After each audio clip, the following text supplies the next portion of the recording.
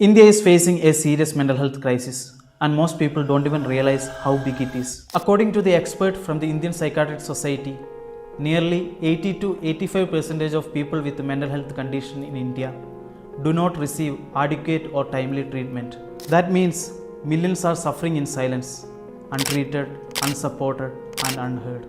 What is even more alarming is this: almost 60% of mental disorders are diagnosed before the age of 35.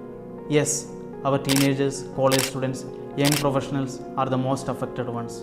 At ANCAPS 2026, experts warned that lack of awareness, stigma, shortage of trained professionals, and fear of judgment is widening this treatment gap every single day.